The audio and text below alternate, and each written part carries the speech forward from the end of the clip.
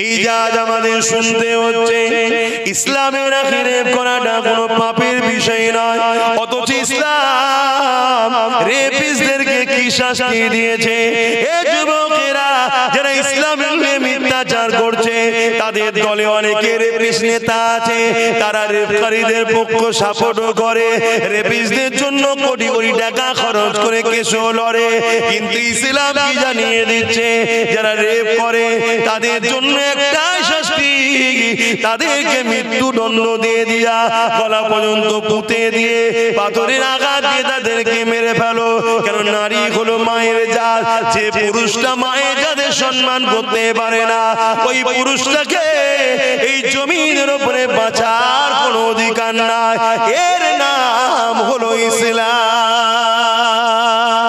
এ যুবকেরা, তরুণেরা, কিন্তু দুঃখের বিষয় আজ আমাদের যুব সমাজ ইসলাম বিদ্বেষীদের দলদাস হয়ে যাওয়ার জন্য, আজকে আমার কওমের মানুষেরা তাদের পিছনে ঘোরার জন্য, তাদের ঝান্ডা ধরে বওয়ার জন্য, তাদের পিছনে হুজুর হুজুর তাদেরকে দলদাস হয়ে যাওয়ার জন্য আজকে তারা বারবার আমার ইসলামের উপরে আঘাত দিতে লেগেছে।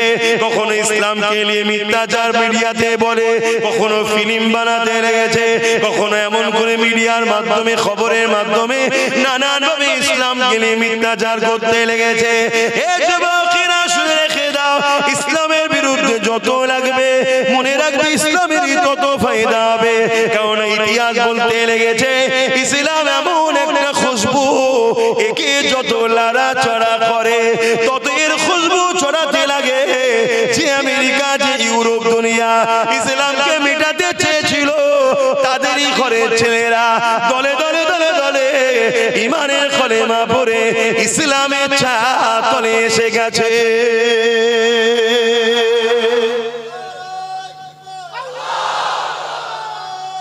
আল্লাহু আকবার। এই ভারতবর্ষে দিল্লি থেকে নিয়ে লাহোর পর্যন্ত প্রতিটা গাছে দু সাইডে রাস্তা আলেম উলামাদের ঘরে গলায় ফাঁসিতে ঝুলিয়ে দিয়েছে। এত কুরবানির পর কিন্তু আপনারা ইসলাম পেয়েছেন। আজকে সেই ইসলামকে গুরুত্বহীন করে ফেলছি আমরা সব বিষয়ে খোঁজ রাখি, সব বিষয়ে সজাগ। আমার যদি একটু আল বেশি কেটে লাই, তার মাথায় কোপ মারতে দেরি করিনি। আমার এক বিঘা জায়গা মায়ের পেটের ভাই যদি নিয়ে নেয়, তার রাত্রিরে গলা টিপে মেরে দিতে আমরা পিছপা নয়। আমরা সব বিষয়ে সজাগ, শুধু আমার দিনের উপরে আমাদের খেয়াল নাই। আর এই খেয়াল না থাকার দরুন দুই শ্রেণীর মানুষ আমাদের ইসলামকে বড় আঘাত দিচ্ছে, এক প্রকাশ্য আর এক ভেতরের গাদ্দার। যেমন প্রকাশ্য আমার দেশে বিজেপি সরকার আমার ইসলামের বিরোধী করছে না, করেনি, আওয়াজ দিয়ে কথা বলবে। তাদের তো অধিকার নাই, তারা দেশের ক্ষমতায় বসে আছে বলে সংবিধান যে ইজাজত দেয়নি সে কাজ তো তারা করতে পারে না। কিন্তু তারা আজ ইসলামের চরম বিরোধী করছে। মসজিদ গুলোকে সব ভেঙে দিচ্ছে, মাদ্রাসা গুলো ভেঙে দিচ্ছে, কবরস্থান গুলো বোলডোজার দিয়ে দখল করে নিয়ে তার উপরে বড় বড় শপিং মল, মদের আড্ডা, আমোদ ফুর্তি, দেহ বিক্রি করা সেন্টার তৈরি করছে। আপনারা খবর রাখেন, তা খবর রাখার আমার কওমের খোঁজ নাই। বড় দুঃখ তো এই জায়গায়, এখনো তো খেয়াল রাখতে হবে আমাদের গাফলতির জন্যই কিন্তু এরা মাথায় উঠছে। এরা গাফলতির জন্যই মাথায় উঠছে। আজ কেন্দ্র সরকার একটার পর একটা, কখনো হিজাবের বিরুদ্ধে, কখনো ইসলামের তালাকের ব্যাপারে, কখনো ইউনিফর্ম সিভিল কোড, এরকম নানা রকম আইন তৈরি করে ইসলামকে মিটাবার জন্য উঠে পড়ে লেগেছে।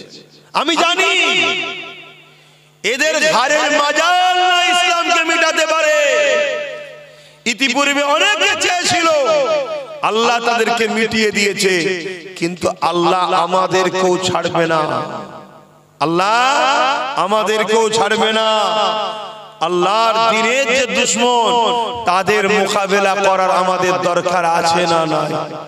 হাত তুলে বলুন, আছে না নাই? কিন্তু আমাদের তো খেয়ালই না, আমরা মোকাবেলা করব কিভাবে সেটাই তো জানি না। সেদিন ফেরাউন ইসলামের বিরোধী করেছিল, সেদিন নমরুদ ইসলামের বিরোধী করেছিল, সেদিন উতবা সাইবা আবু জেহেল, সেদিন এজিদ, সেদিন হিটলার, সেদিন চিঙ্গিস খান, সেদিন এমন করে বুশ ইসলামের বিরোধী করেছিল। আল্লাহ সব মিটিয়ে দিয়েছে না দেয়নি? আল্লাহ দেবে মিটিয়ে। কিন্তু আমরাও যদি ইসলামের পক্ষে না দাঁড়াই, আল্লাহ আমাদেরও মিটাবে না? মিটাবে না। আল্লাহ পরীক্ষা নিচ্ছে আমরা কি করি।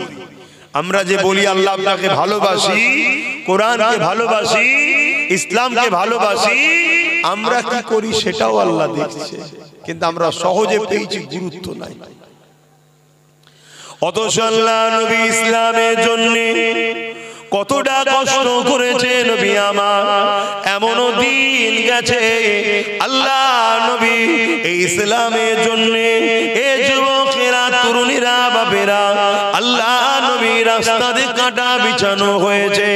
নবী পাক যখন সিজদায় পড়ে যেত, নবী পাকের পিঠের উপরে পচা দুম্বার ভুঁড়িকে পর্যন্ত চাপিয়ে দেওয়া হতো। আল্লাহ নবী সিজদা নিতে, তিনি সিজদায় পড়ে সুবহান রাব্বিল আলা তাসবিহকে বাড়িয়ে যেতে, নিঃশ্বাস নিতে নবী পাকের কষ্ট হতো।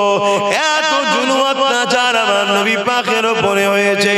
কি জন্যে? আমার নবী মানুষকে ইসলামের বাণী শুনিয়েছে। ইসলাম বলতে একত্ববাদকে বিশ্বাস করা, ইসলাম বলতে নারীদের অধিকার দেওয়া, ইসলাম বলতে ক্ষুধার্ত মানুষকে খানা খাওয়ানো, ইসলাম বলতে বস্ত্রহীনকে বস্ত্র দেওয়া, ইসলাম বলতে জুলুম মুক্ত সমাজ গড়া, ইসলাম বলতে সন্ত্রাস মুক্ত সমাজ গড়া, ইসলাম বলতে নেশা মুক্ত সমাজ গড়া। এ যুবকেরা, আমরা মনে করি ইসলাম মানে দাড়ি, টুপি, নামাজ, রোজা। কিন্তু বড় দুঃখের বিষয়, নামাজ, রোজা, দাড়ি, টুপি এটাও ইসলামেরই পাঠ, কিন্তু এটা ব্যক্তি জীবনের অধ্যায়। কিন্তু ইসলাম সমাজকে দুর্নীতির হাত থেকে মুক্ত করা, জুলুমের হাত থেকে মুক্ত করা, নারীদের অধিকার দেওয়া, মানবতা প্রতিষ্ঠিত করা, পিপাসু মানুষের পিপাসা মিটানো, এটা হলো ইসলামের মূল রাস্তা।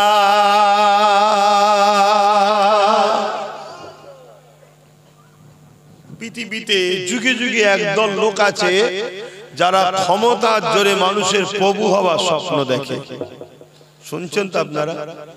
ক্ষমতার জোরে মানুষের প্রভু হব, মানুষকে কৃতদাস দাসী বানাবো, মানুষকে গরিব বানাবো, ভিক্ষা দেবো, খাবে, আমার দাসত্ব করবে, মানুষের ঘরের বেটি আমার ভোগের পাত্রী হবে।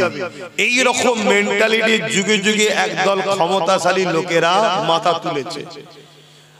আর এই ক্ষমতাশালী লোকেদের যুগে যুগে ইসলাম নামক রশ্মির কাছে তাদের অন্যায়টা মিটে গেছে। জোরে বলুন সুবহানাল্লাহ।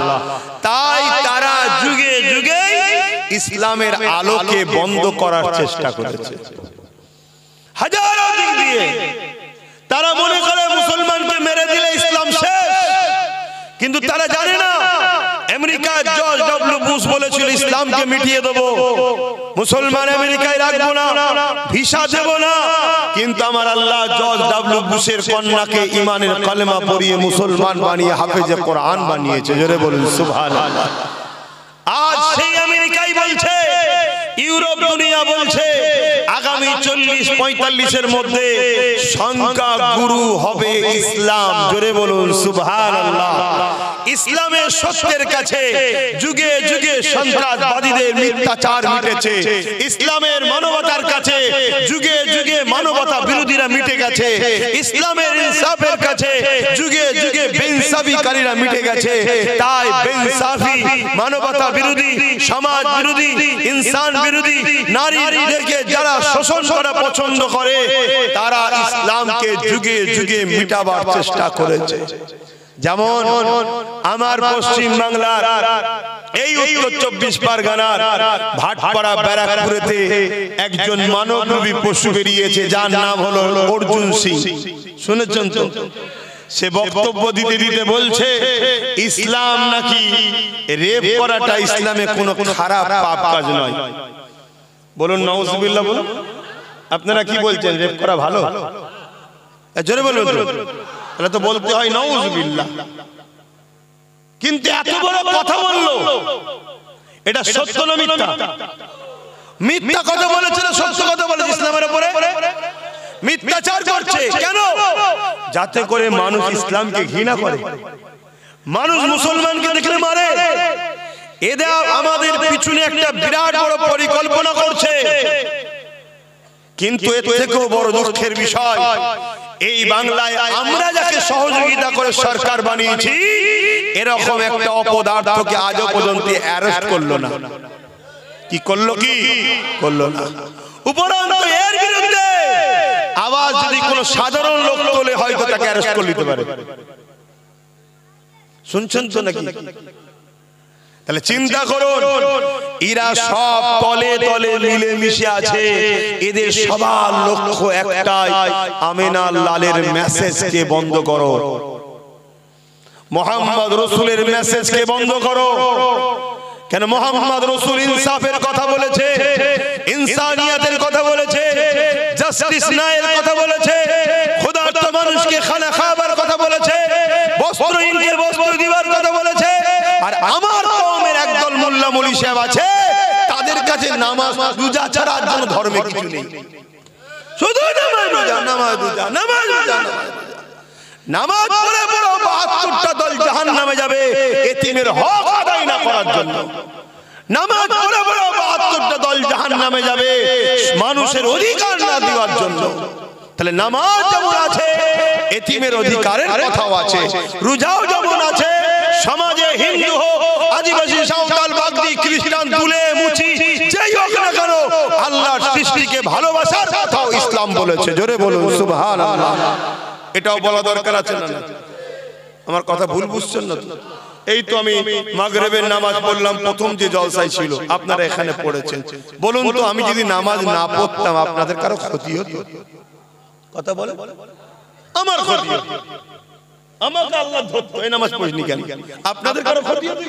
আচ্ছা, আমি বা আপনারা নামাজ পড়েছেন, যারা নামাজ, আমরা যারা নামাজ পড়েছি, যারা পড়েছি আমরা, এতে আমাদের নামাজ পড়াতে সমাজের কি উপকার হয়েছে বলুন তো? বলুন, আমরা যারা নামাজ পড়লাম, আমাদের নামাজ পড়াতে সমাজের কি উপকার হলো? আমাদের উপকার হয়েছে। আমরা আল্লাহকে সেজদা দিয়েছি।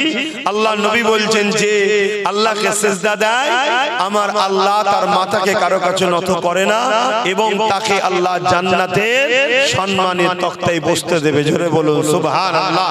এবং সে তার রবের কুদরতি কদমে মাথাকে নত করলো। জোরে বলুন সুবহানাল্লাহ। আরো অনেক ফজিলত আছে, সেটা আমার হয়েছে, যে পড়েছে তার হয়েছে। সমাজের কি উপকার হয়েছে বলুন? কিন্তু আমরা যদি সমাজ থেকে নেশা মুক্ত করতাম, যে সমাজে মদ চলবে না, গেঁজা চলবে না, নেশা চলবে না, এটা যদি মুক্ত করতাম, তাহলে সমাজের উপকার হতো না? হতো না? ১০০-র মধ্যে ৮০টা অ্যাক্সিডেন্ট হয় মদের কারণে, ১০০-র মধ্যে ৮০টা ক্রাইম হয় মদের কারণে, ১০০-র মধ্যে ৮০টা পরিবার ডিভোর্স হচ্ছে মদের কারণে। এই মদের কারণে সমাজ, যুব সমাজ ধ্বংস হয়ে যাচ্ছে। এই মদের পক্ষে ইসলাম না বিরুদ্ধে? বলুন বলুন। তাহলে এই মদটাকে বন্ধ করার জন্য আমাদের দায়িত্ব নেওয়া দরকার আছে না? না, এইটালে কখন ভাববেন বলুন? তাহলে একটা ব্যক্তি জীবনের কল্যাণ আর একটা সমাজ জীবনের কল্যাণ। নামাজ, রোজা, দাড়ি, টুপি, এগুলো ব্যক্তি জীবনের কল্যাণ।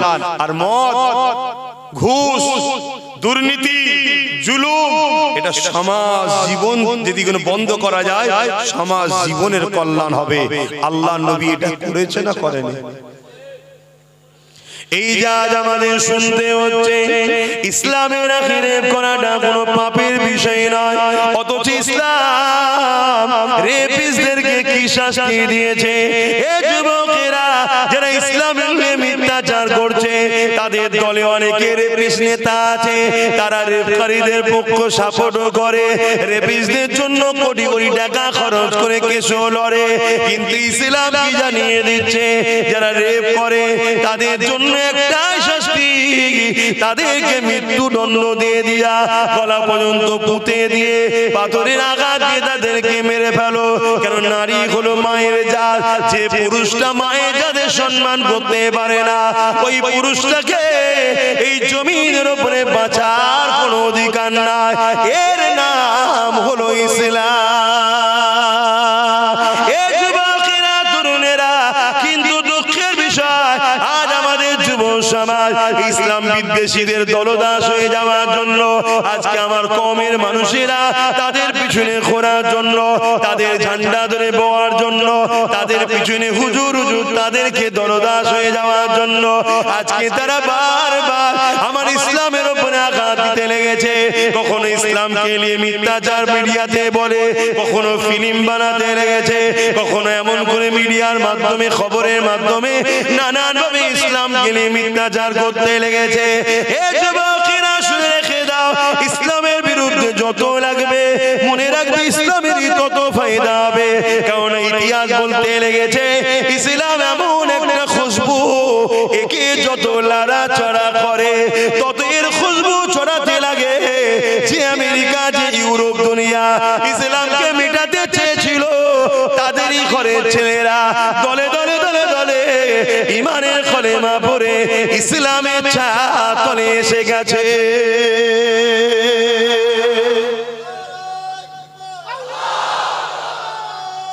আল্লাহু আকবার।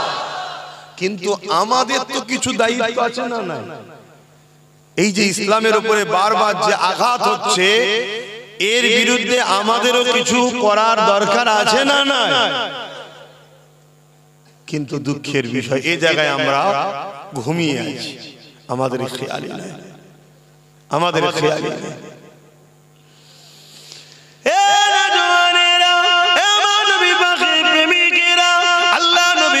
কষ্ট করে দিন ইসলাম কায়েম করেছে এই জমিনে, নারীদের ঘরে তার বাপেরা জেন্ত পুঁতে দিত।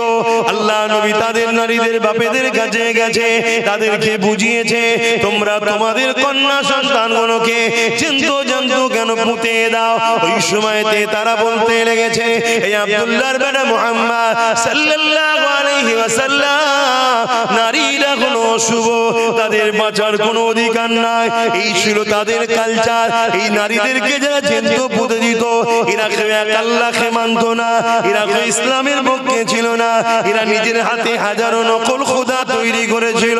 এ যুবকেরা, তরুণেরা, বাপেরা, আমার রাসূলুল্লাহ তাদেরকে বোঝাতে লাগলো, না না না না, নারী কখনো অশুভ নয়। মহান স্রষ্টা যিনি পুত্র সন্তান দেয়, তিনি কন্যা সন্তান দেয়। কন্যা এজন্য বানিয়েছে, পুত্র এজন্য বানিয়েছে, নারী পুরুষের মাধ্যমে এই জমিনে মানুষ্য জাতির বিকাশ ঘটবে। তাই কন্যারও সম্মান আছে, পুত্র সন্তানেরও সম্মান আছে। তবে আমি রাসূলুল্লাহ জানিয়ে দিই, কারো ঘরে যদি প্রথমে কন্যা সন্তান হয়, এর মানে ওই বাবাটাকে, ওই আব্বাটাকে মহান স্রষ্টা জান্নাতে সুসংবাদ দেয়। আরো জোরে বলুন সুবহান। ইসলাম নারীকে যে সম্মান দিয়েছে, ইসলামের মোকাবেলায় কেউ আসো না দেখি নারীকে সম্মান দিয়েছো বলো। শুনছেন? কিন্তু তারপরও ইসলামকে বারবার আঘাত খেতে হচ্ছে না, হয়নি? ইসলামের উপরে মিথ্যাচার হচ্ছে না, হয়নি? এর জন্য দোষী কারা?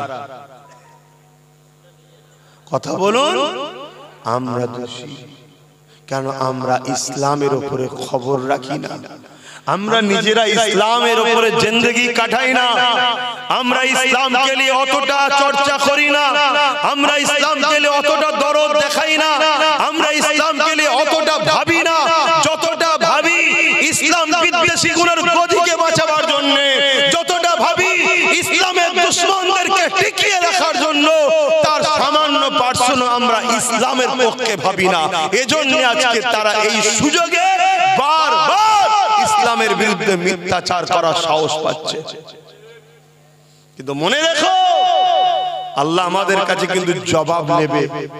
বান্দা হাত দিলাম আমি, আমার মসজিদকে রক্ষা করলি না, আমার মাদ্রাসাকে রক্ষা করলি না, আমার দ্বীনের দুশমনদের বিরুদ্ধে লড়লি না, উপরন্ত বান্দা আমার দিয়ে হাত দিয়ে কোরআনের দুশমন, মসজিদ মাদ্রাসার দুশমন, তাদের হাতকে তাদের গদিকে মজবুত করার জন্য তুই তোর ভাইকে কেস দিলি, তোর কওমের ঘর ভাঙলি, তোর ভাইয়ের মাথা ফাটালি, তুই এবারে জবাব দে আমার কাছে।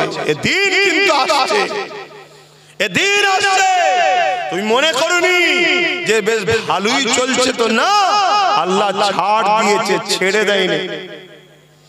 ধরবে ধরবে, মনে রাখবেন কারো উপরে জুলুমের ইজাজত দেয়নি আল্লাহ। হিন্দু হতে পারে, আদিবাসী হতে পারে, সাঁওতাল হতে পারে, বাগদি হতে পারে, তাদেরকেও ভালোবাসতে হবে, এর নাম ইসলাম। জোরে বলুন সুবহানাল্লাহ। কিন্তু কেউ যদি আমার দ্বীনের উপরে আঘাত দেয়, আল্লাহ ও রাসূলের উপরে আঘাত দেয়, তখন কিন্তু তার সাথে আর সম্পর্ক নয়। কথা কিছু বুঝে আসছে? হাত্তাকি আমার বাপ মাও যদি আমার আল্লাহ ও রাসূল কোরআনের বিরুদ্ধে যায়, তখনও তার সাথে আল্লাহ। কথা মাথায় ঢুকছে? কেন? সবকিছুর লেভেল আছে, সবকিছুর উপরে হলো আল্লাহ ও রাসূল, ইসলাম ও কোরআন। মনে থাকবে তো নাকি? এই জায়গাটা হলো রেড জোন, এখানে কোনো রকম কম্প্রোমাইজ চলবে না। তুমি মানুষ, আমি মানুষ, আসো আমরা ভাই ভাই মিলেমিশে থাকবো। সবাই বাপ আদম মা হাওয়া থেকেই তৈরি, কোনো অসুবিধা নেই। তুমি আমার ইসলাম মানুনি, তুমি জবাব দেবে স্রষ্টার কাছে। কিন্তু মানুষ হিসাবে তোমার সাথে আমি বন্ধুত্ব করব, কারবার করব, ব্যবসা করব, উঠা বসা করব, সব ঠিক আছে। কিন্তু আমার দ্বীনের উপরে আঘাত দিলে আর সম্পর্ক রাখা তার সাথে। আচ্ছা বলুন তো, আমরা যদি কারোর উপর আঘাত দিই, সে রাখবে? তাহলে আমারটা তো অন্যায় কিছুই নয়। কি তোমার ভালোবাসায় যদি আঘাত দিলে, তুমি যদি আমার সঙ্গে না মেশো, তাহলে আমার ভালোবাসায় আঘাত দিলে আমি তোমার সঙ্গে মিশবো কেন? ঠিক না? হায় রে বাপেরা, মন দিয়ে শোনেন, আল্লাহ নবী অনেক কষ্ট করেছে ইসলামের জন্য।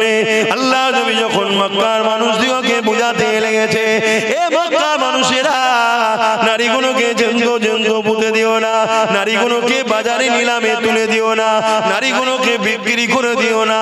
মক্কার জালিম অত্যাচারী আবু জেহেল উতবা সাইবা দেখতে লাগলো মুহাম্মদ যে কথা বলতে লেগেছে, এর থেকে আমরা যদি মুহাম্মদকে রুখতে না পারি, তাহলে আমাদের সাম্রাজ্য মিটে যাবে। কারণ নারীদের উপরে জুলুম করে যারা, তারা তো আমাদের লাঠিয়াল বাহিনী হয়ে কাজ করে। নারীদেরকে ভোগ করে যারা, তারা তো আমাদের দলের হয়ে কাজ করে, আমাদের হয়ে গুন্ডাগিরি করে, লড়াই করে, মারপিট করে। তাই মুহাম্মদ রাসূল যেটা বলছে সত্যই বলছে, কিন্তু মুহাম্মদ রাসূলুল্লাহকে রুখতে হবে। এ যুবকেরা, আল্লাহ নবী আরো বলেছে, কারো ঘরে যদি পুত্র সন্তান হয়, একটা দুটো তিনটে একাধিক, আল্লাহ নবী কিন্তু বলে না যে সে জান্নাতে আমার সঙ্গে থাকবে। কিন্তু আল্লাহ নবী জানিয়েছে, কারো ঘরে যদি একটা দুটো তিনটে পর পর কন্যা সন্তান হয়, এই তিন কন্যাকে পেয়ে বাপ যদি মনে বেজার না হয়, ওই তিন কন্যাকে নিয়ামত মনে করে তাকে লালন পালন করে বিবাহটা দিয়ে দেয়। আল্লাহ নবী জানিয়ে দিলেন, ওই তিন কন্যার বাবা আর আমি রাসূলুল্লাহ, আল্লাহ পাকের জান্নাতে দুটো আগুন তুলে নবী দেখিয়েছে, পাশাপাশি জান্নাতে থাকবো। আরো জোরে বলুন সুবহান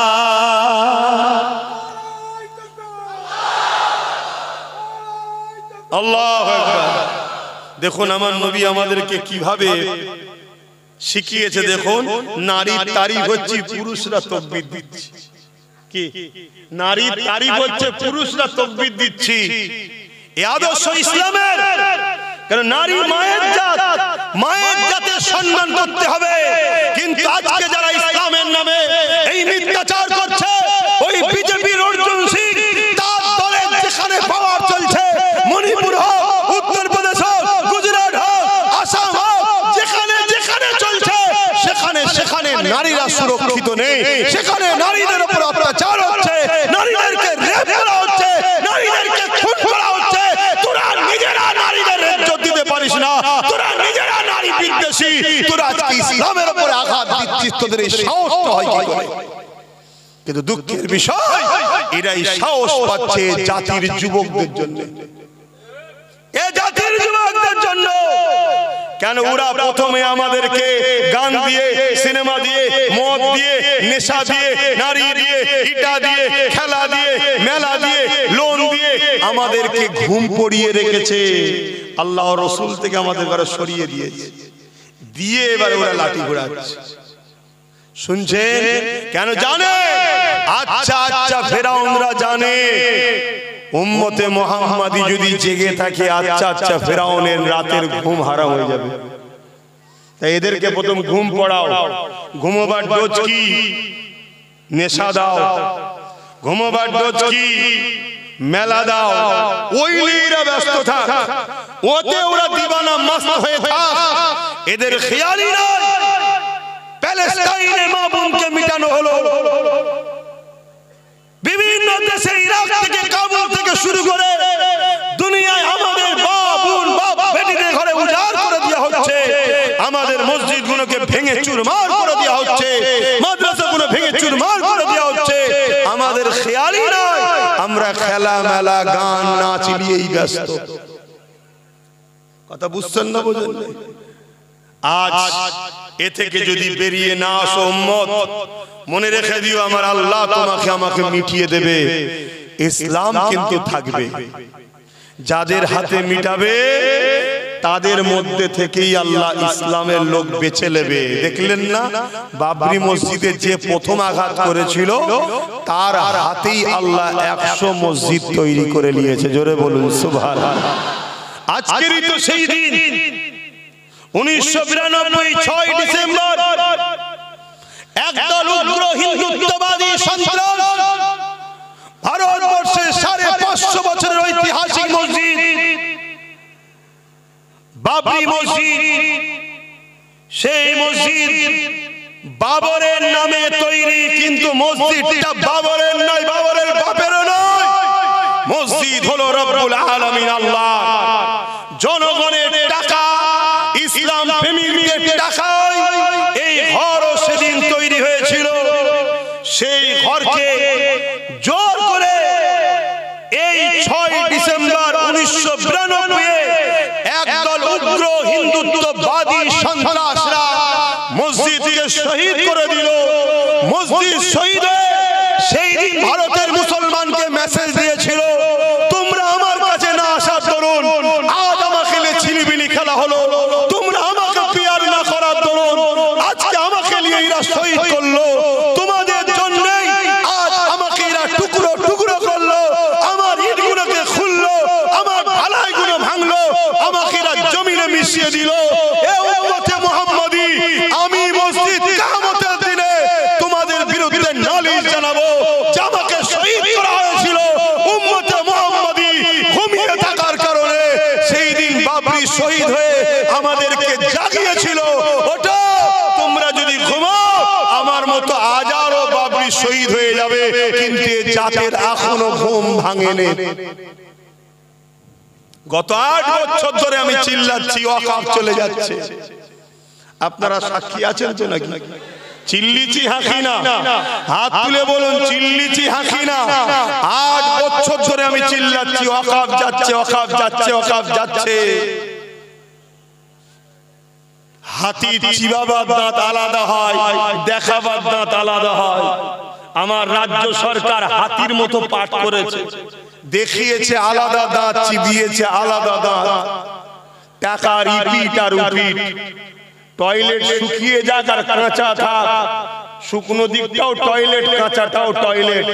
অতএব দিদি মুদির মধ্যে পার্থক্য কিছু নেই, দুটো টয়লেট টাইপেরই।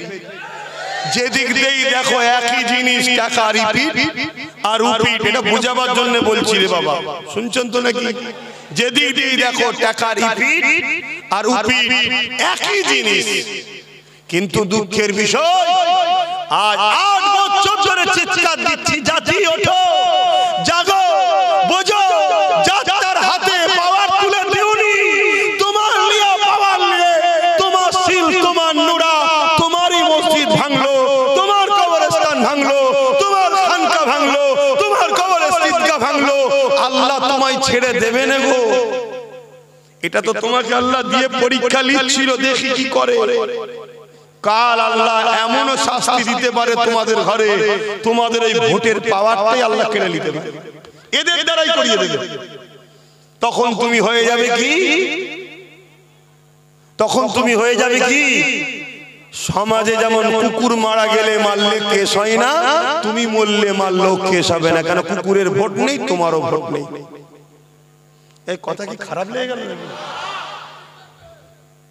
ক্যান্সার হয়েছে না, কেমো তো মারতেই হবে, তাতে চুল যাই যাক, জানটা তো বাঁচো। বোঝো আমার কম, এখনো আল্লাহর পক্ষ থেকে গজব আমাদের উপরে আসেনি। যদি গজব এসে যায় সেদিন আর তওবাও কবুল হবে না। এখনো সময় আছে, লা তাকনাতু মির রাহমাতিল্লাহ, আল্লাহর রহমতের উপরে ভরসা করো। যে পাওয়ারে তারা আমার মসজিদ মিটাচ্ছে, যে পাওয়ারে তারা আমার মাদ্রাসা খানকা মিটাচ্ছে, যেমন লোহা না হলে লোহা কাটা যায় না, ওই পাওয়ারে আমাদের অংশীদারি হতে হবে, ওই পাওয়ারে আমাদেরকে ভাগীদারি হতে হবে। আমি হুজুর নাই নামলাম না, ইনি মাওলানা সাহেব নাই নামলো না, উনি ইমাম সাহেব নাই নামলো না, কিন্তু আমার ভাইটা নেমেছে। ইনার ভাই যদি নামে নামো, ইমামের ভাই যদি নামে নামো, তোমরা নামো, নেবে পাওয়ার তৈরি করো। যে পাওয়ারে ওরা আমার মসজিদকে তালা মারছে, ওই পাওয়ার তৈরি করে আমরা তালা খুলবো।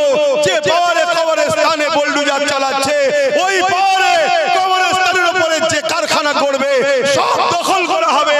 এর জন্য আমাদেরকে পাওয়ার তৈরি করার দরকার আছে না নাই? জোরে বলা আছে না নাই? ভাবো আমার কম, কিন্তু তোমাকে তো ডাকছে ডান দিক থেকে, বাঁ দিক থেকে, সামনে থেকে, পিছন থেকে, নতুন করে হাজারো দরদি বেরোবে। আসো আমি তোমায় দেখবো, আসো আমি তোমায় দেখবো, আসো আমি তোমার করব। আবার নতুন করে কড়া থেকে উঠে চুলোই পড়ে যাবে না তো? কেন এ কম তো বড় লোভের মধ্যে পড়ে গেছে। এখন পিছন থেকে কেউ যদি 200-500 কোটি মেরে দেয়, দিয়ে বলল তুই একটা নতুন কিছু করে ফেল, দল টল করে নিয়ে হই হই হই হই শুরু করে দে, দিয়ে আমার থেকে তো সরে যাচ্ছে, তুই একটু কন্ট্রোল কর। আবার যদি নতুন করে কেউ কিছু শুরু করে দিয়ে আবার নিয়ে তোমাকে হই হই হই হই শুরু করে দিল, না ওদিকে যেও না, একটা শর্তে যাও, আমার ঘর আমি দেখব, আমার ঘর আমি দেখব, তোমার ঘর তুমি দেখো, দুজন মিলে একসাথে পাহারা দিই। কথা মাথায় ঢুকছে তো নাকি? আমার কথায় অসুবিধা পেয়েছেন?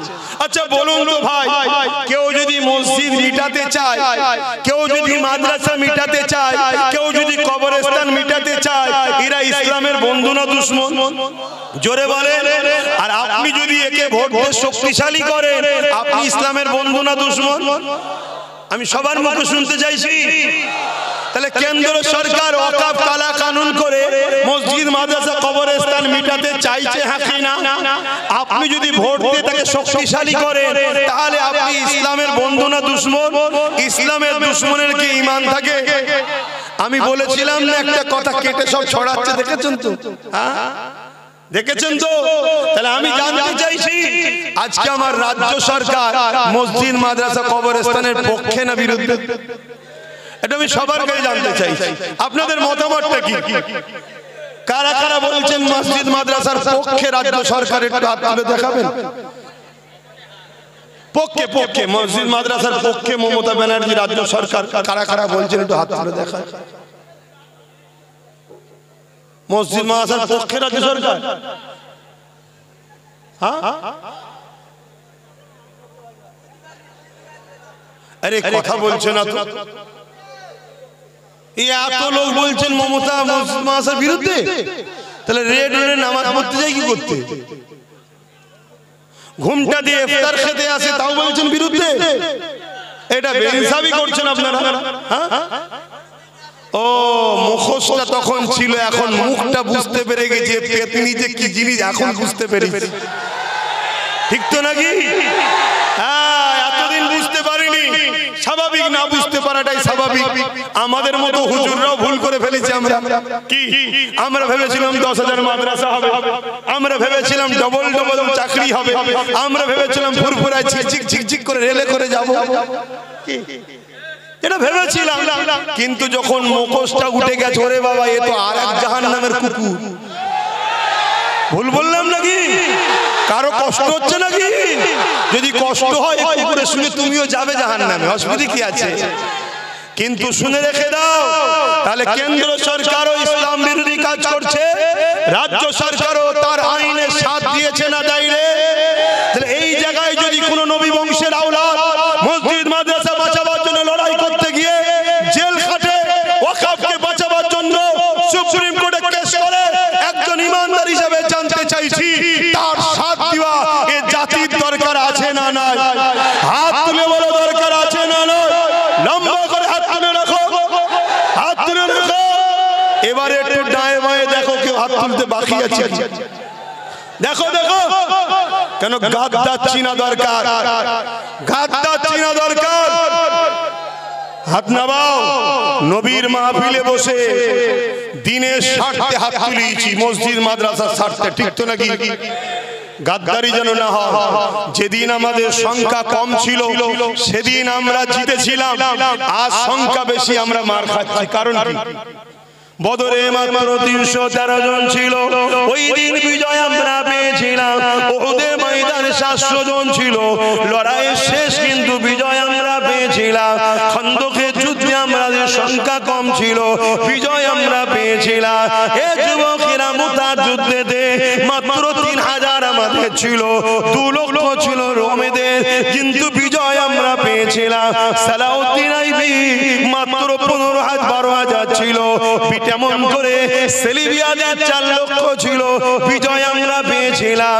আমার হিন্দুস্তানের বাদশাহ গরিবে নওয়াজ খাজা মঈনুদ্দিন আজমিরি সংখ্যা 3 একা ছিল, বিজয় কিন্তু আমার মঈনুদ্দিনই পেয়েছিল। আরো জোরে বলুন সুবহান। আর আজকে আমাদের সংখ্যা কত? আমরা যার পাতে তার কপাল খোলে, ঠিক তো নাকি? আমরা যার জাত থেকে নাবি তার কপাল ফেটে যায়। বিগত দিন কেউ বলেছিল মাদ্রাসায় সন্ত্রাস তৈরি হয়, নেবে গেছি কপাল ফেটে গেছে, ধুতি খুলে চলে গেছে। ভুল বলছি নাকি? হ্যাঁ, ওটা আমাদের ডিউটি ছিল না, বা নেবে গেছে। তাহলে আমরা যখন কার পাতে উঠি তার কপাল খোলে, যার পাত থেকে নাবি তার কপাল ফেটে যায়। তাহলে আল্লাহ আমাদেরকে নিয়ামত আল্লাহ করেছে না করেন? কিন্তু এই নিয়ামত থেকে যদি আমরা নিজেরা দালাল হয়ে যাই, আল্লাহ আমাদের থেকে নিয়ামত কেড়ে নেবে না, নেবে না? তাহলে যেদিন সংখ্যা কম বিজয় আমাদের, আর সংখ্যা বেশি গোলামির হাল আমাদের। কারণ কি? কারণ আমাদের মধ্যে গাদ্দার ঢুকে গেছে, গাদ্দার। যদিও বা এক হচ্ছে ছেলেরা, অমনি বীজখানে কোনো গাদ্দার ঢুকেছে, বলবে ওরম করা কি দরকার, তোরা যা করছিস সব ডাকাত চলে আসবে, তোরা যা করছিস এই হয়ে যাবে, তোরা যা করছিস ওই হয়ে যাবে। নানা রকম ভাবে আমাদেরকে পিছন থেকে টানছে। আর অথচ রাসূল বলছে আখিরি জামানায়, শুনছেন তো নাকি? এই যে আজকাল যে আবহাওয়া গুলো ঘটছে, কয় বিষয় নবী কিছু বলে যাচ্ছে না, যায় না? হ্যাঁ, সব চলে গেছে। আপনি তো মনে করছেন, আবার বলছে, আপনি তো মনে করেন হুজুর আসবে নামাজ রোজার কথা বলবে, লাস্টে বোতল দেবো ফুঁতে চলে যাবে। ও হুজুর আব্বাস সিদ্দিকী নাই। কেন? আমার নবীর জীবন শুধু ওটা ছিল না, আমার নবীর জীবন ছিল 11 বছর এই জমিনের উপরে যত জুলুম, অত্যাচার, সন্ত্রাস, সমাজবিরোধী, দাঙ্গাবাজ, ফিতনাবাজ, জালিম বাদশা ছিল, তাদের নাম নিশানাকে মিটিয়ে জমিনকে শান্তি প্রতিষ্ঠিত করেছে। তারপরে নবী মেরাজে গিয়ে নামাজ আদায় করেছে। জোরে বলুন সুবহানাল্লাহ। এটা আমার নবীর ইসলাম। শুনছেন তো আব্বা জানেরা? আমি নামাজের বিরুদ্ধে নাকি? না না না, ওটা বলছি। কিন্তু নামাজ পড়ো, আল্লাহর কাছে ধরা পড়তে হবে। যদি আপনার গ্রামে কোনো মেয়ে তার বাপ গরিব হওয়ার জন্য বিয়ে দিতে পারছে না, 22, 23, 24 বছর বয়স হয়ে যাচ্ছে, ওই মেয়ে পাপ কাজ করছে। যতগুলো ওই গ্রামে মানুষ আছে, ওই শুধু মেয়ে আর মেয়ের বাপ একা ধরা পড়বে না, ওই গ্রামের সবাইকে কিয়ামতের দিন জবাব দিতে হবে। এই কথা শুনছেন? এর নাম ইসলাম। আজকে সেই ইসলামের আলোচনা বন্ধ হয়ে গেছে। এই জন্যই তো আজকে যে যা খুশি করে নিচ্ছে। আসো যুবক, এখনো সময় আছে, ওঠো, জাগো, পরিবর্তন হও, বিপ্লব আসবে, শিক্ষা চেতনা আনবে, চেতনা বিপ্লব আনবে। তাই তোমাদেরকে জানাই, যুগে যুগে ফেরাউন ছিল, যুগে যুগে মুসা আল্লাহ এসেছে পাঠিয়েছে, যুগে যুগে এজিদ আসবে, যুগে যুগে হোসাইনিরাও থাকবে। এজিদ কার নাম? এজিদ একটা স্বৈরাচারী, অত্যাচারী, সারাবি, জালিম, লুটেরা, খুনি, বদমাইশ শাসকের নাম হলো এজিদ। আজকে যে শাসকগণ আছে এদের সঙ্গে মিলাও এজিদকে, আজকের দিনে এরাও ছোটখাটো এজিদ হতে আর বাকি নেই। তাহলে আমরা যদি হোসাইনি হই, এদেরকে সাপোর্ট করে হোসাইনের সঙ্গে জান্নাত যাব, এ স্বপ্ন দেখতে পারি না। আজ আমি জানতে চাইছি, কেউ যদি বলে কোরআন শেষ হয়ে যাবে, আমার উন্নতি শেষ হবে না, এ কথাটা সত্য না মিথ্যা? আপনারা কোরআন শেষ হয়ে যাবে মানেন? জোরে বলুন মানেন? তাহলে কোন জাহান্নামী যদি বলে কোরআন শেষ হয়ে যাবে, এরপরও কোন মুসলমান যদি ওই জাহান্নামীকে সাথ দেয়, তাহলে সে কোরআনের সঙ্গে গাদ্দারি, কোরআনের সঙ্গে বিরোধী, কোরআনের সঙ্গে দুশমনি করলো না? করলো না? তুমি কোরআন মানুনি আলাদা বিষয়, তুমি কোরআন মানুনি আলাদা বিষয়, তুমি কোরআন মানুনি আলাদা বিষয়, কিন্তু কোরআনের বিরোধী করার অধিকার তোমার নাই, ঠিক না বেঠি? যেমন আমি অনেক ধর্মের গ্রন্থ মানি না, আমি মানি না, কিন্তু তার বিরোধী করার অধিকার ইসলাম আমাকে দেয়নি। কেন? সেটা কারো পছন্দ, কারো ভালোবাসা। তাহলে তুমি কোরআন মানুনি আলাদা বিষয়, কিন্তু তুমি কোরআন শেষ হয়ে যাবে এই বলার অধিকার তোমার নাই। যখনই তুমি বলেছো তোমাকে সাপোর্ট করা ইসলামে হারাম হয়ে গেছে। কেন? ইসলাম আমাদেরকে পরীক্ষা নেবে। আল্লাহ নবী বলছে তোমাদের জানের থেকে বেশি আল্লাহ রাসূলকে ভালোবাসতে হবে। তোমার বাপ যদি আল্লাহ রাসূলের বিরুদ্ধে যায়, তুমি যদি তার পক্ষপাতিত্ব নাও, মনে রেখে দিও ওই বাপের হাতে আল্লাহ তোমাকে মিটাবে। তোমার সন্তান যদি আল্লাহ রাসূলের বিরুদ্ধে যায়, তুমি বাপ যদি সন্তানের পক্ষপাতিত্ব নাও, ওই সন্তানের হাতে বাপকে মার খাওয়াবে, বেইজ্জতি হতে হবে। আজকে দেখবেন অনেক সন্তান বাপকে মারে। ভালোভাবে ঠান্ডা মাথায় চিন্তা করবেন, ওই বাপ সন্তানকে আল্লাহ রাসূলের থেকে প্রাধান্য বেশি দিয়েছে। এটা সূরা বাকারাতে আল্লাহ বলছে। আমার কথা মাইকের আওয়াজে বুঝতে পারছেন? যেমন উদাহরণ দিয়ে বলছি, অনেক বাপ আছে, অনেক মা আছে, ছেলে রাত 12টার সময় এসেছে, ফজর বেলা ঘুমিয়ে আছে, বাপ মা তাকে তোলে না, উপরন্তু বলে আহা ছেলেটা রাত জেগে এসে একটু ঘুমো। তাহলে আল্লাহ রাসূলের থেকে ছেলেকে বেশি প্রাধান্য দিল না? দিল না? তো ওই ছেলের হাতে বাপ মা মার খাবে না তো কে খাবে? যদি বাপ ওই ছেলেকে তুলে দেয়, আগে আল্লাহর কাজ দেখবেন, ওই ছেলেকে আল্লাহ এমন গোলাম বানাবে, ও বাপ মার পায়ের গোড়ায় বসে থাকবে। সব কন্ট্রোল কার হাতে? সব কন্ট্রোল নিয়ন্ত্রণ কার হাতে? ঠিক তেমনি আপনি কারোর সঙ্গে ব্যবসা করছেন, কোটি কোটি টাকা লেনদেন চলছে, সে যে কোনো ধর্মের হতে পারে, করুন, ইসলামে নিষেধ নাই, কিন্তু সে যদি একদিন আপনার ইসলামের বিরোধী করে, এরপরও যদি আপনি তার সাথ দেন, তার মানে আপনার কাছে পয়সাটা আল্লাহ রাসূলের থেকে আগে, বিজনেসটা আল্লাহ রাসূলের থেকে আগে, আপনাকে আল্লাহ ওই বিজনেস পার্টনারের হাতেই শেষ করবে। ঠিক তেমনি যখন কোন শাসক জালিম ইসলামের বিরোধী কথা বলবে, আপনি যদি তার সাথ দেন, তখনই আপনার বুঝে লিয়া দরকার আল্লাহ তার হাতেই আপনাকে মিটাবে।